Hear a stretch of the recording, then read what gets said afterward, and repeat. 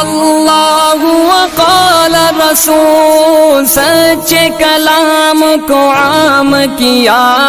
ورحمۃ اللہ وبرکاتہ۔ دوستوں، ذی الحجہ کی پہلی تاریخ سے قربانی کرنے تک قربانی کرنے والوں کا اپنے بال اور ناخن نہ کاٹنے کا جو حکم ہے، اس کی شرعی حیثیت کیا ہے؟ کیا یہ ضروری ہے؟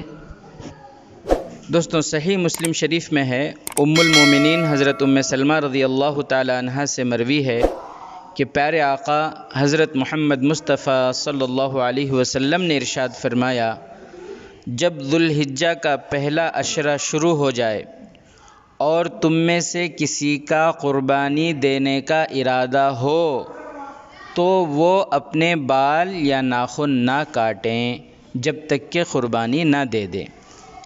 ایک اور حدیث میں ہے، ذی الحجہ کا چاند نظر آتے ہی بال اور ناخن کاٹنے سے رک جائیں۔ لیکن دوستوں، یاد رکھیں، حدیث پاک کی روشنی میں تمام فقہاء کرام نے اس عمل کو مستحب قرار دیا ہے، اور یہ عمل ان لوگوں کے لیے ہے جن کا ارادہ قربانی کرنے کا ہو۔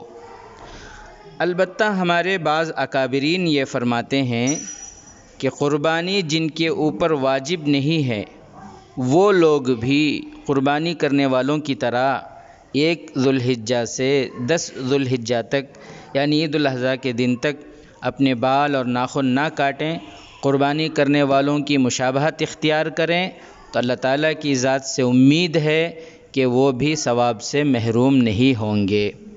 بہرحال دوستوں، مسئلہ یاد رکھیں، ذی الحجہ کا چاند نظر آنے کے بعد سے قربانی کرنے تک بال اور ناخن نہ کاٹنا یہ کوئی فرض یا واجب نہیں ہے، بلکہ یہ مستحب عمل ہے۔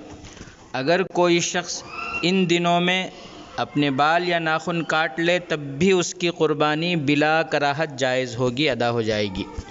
اس عمل کے کرنے پر ثواب ہے، نہ کرنے پر کوئی گناہ نہیں ہے۔ واللہ عالم بالصواب۔